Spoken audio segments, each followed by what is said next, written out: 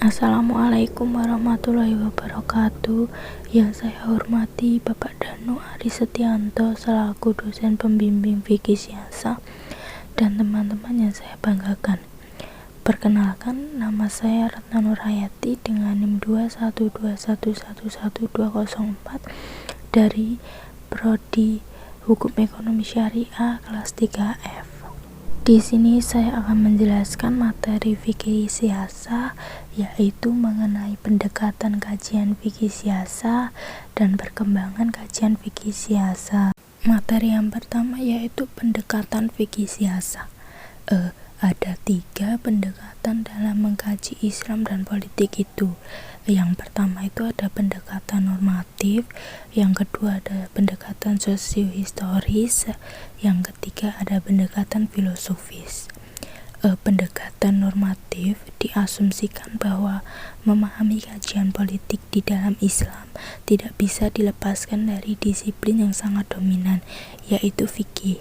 Tetapi tidak bisa disangka lagi bahwa kajian politik dalam sejarah Islam dengan menjadikan fikih sebagai optiknya tidak bisa dilepaskan dari bidang yang lain, yaitu salah satunya teologi yang membahas politik dalam Islam secara normatif. Itu berarti mendarasnya dalam bingkai fikih, juga dalam bingkai teologi, menggambarkan argumentasi masing-masing kelompok yang disarikan dari teks-teks keagamaan.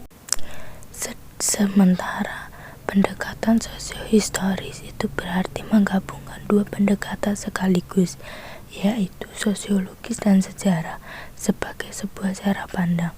Karena itu, mengkaji politik dalam rangka sosiohistoris berarti melihat elemen-elemen dalam panggung politik Islam dari aspek sosial yang meliputi interaksi, struktur, simbol, dan institusi, dan kesejarahan peristiwa dengan memperhatikan unsur tempat, waktu, objek, latar belakang, dan pelaku.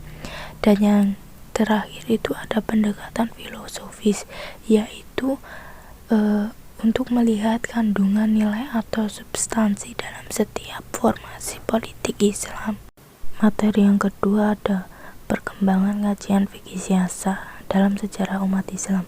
Menurut Munawir Syadzali, perkembangan kajian fikih siasa di dalam sejarah umat Islam itu dibagi dalam 3 kelompok. Yang pertama itu ada periode klasik, periode pertengahan, dan periode kontemporer.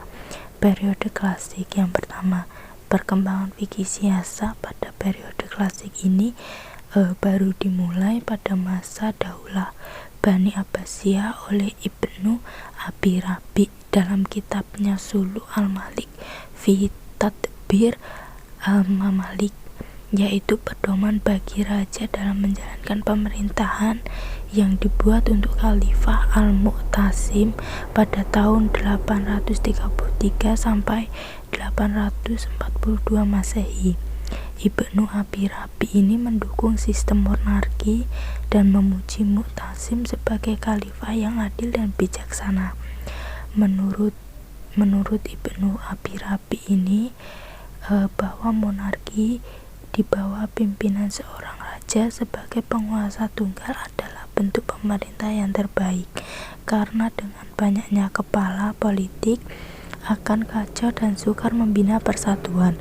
Oleh sebab itu, ia menolak bentuk aristokrasi, yaitu pemerintahan berada di bawah sekelompok kecil orang pilihan atas dasar keturunan dan kedudukan.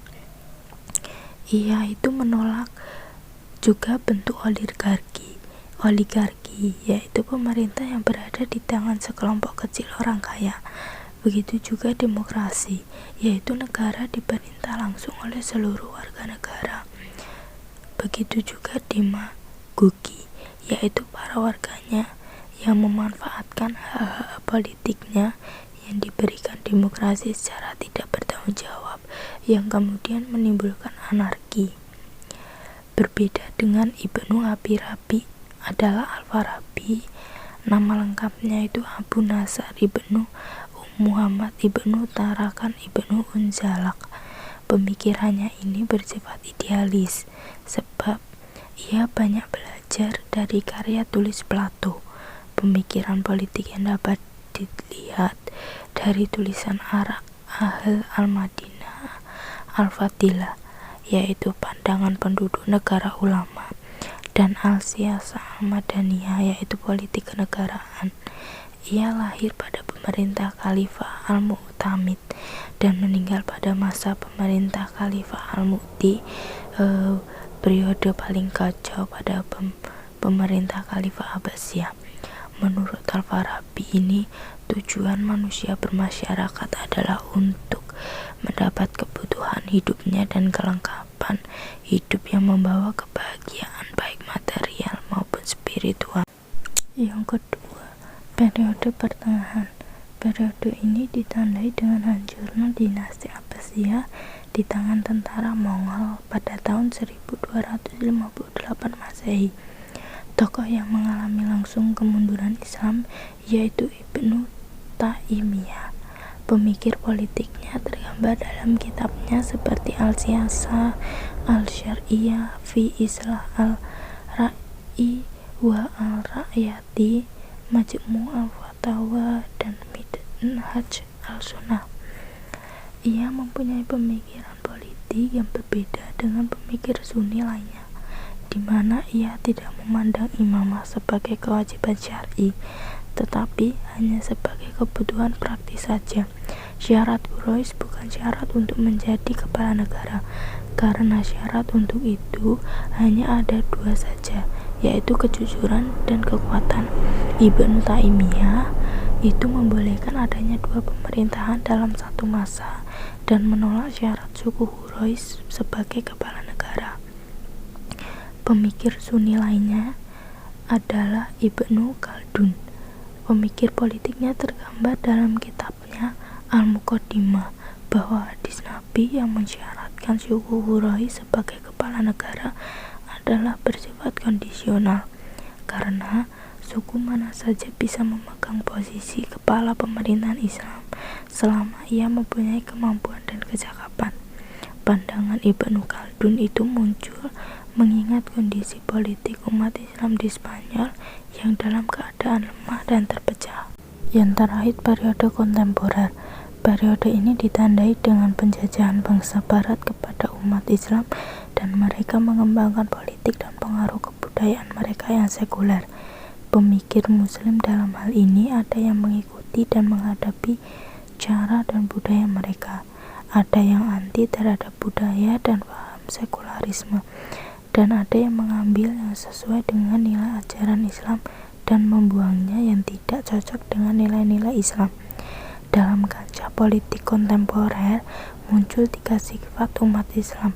Yang pertama itu muncul pemahaman Islam adalah agama komplit dalam mengatur aspek kehidupan manusia, termasuk politik dan kenegaraan.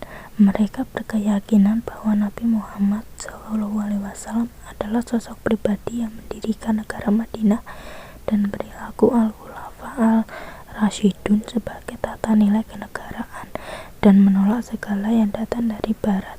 Sikap kedua adalah Islam memberikan seperangkat tata nilai dan politik dan ketatanegaraan umat Islam. Sedangkan sikap yang ketiga itu menerima dan meniru paham sekuler yang dikembangkan bangsa Barat. Sekian materi dari saya yang bisa saya sampaikan. Bila ada kesalahan dalam penulisan dan kesalahan saya dalam pengucapan, mohon dimaafkan. Terima kasih. Wassalamualaikum warahmatullahi wabarakatuh.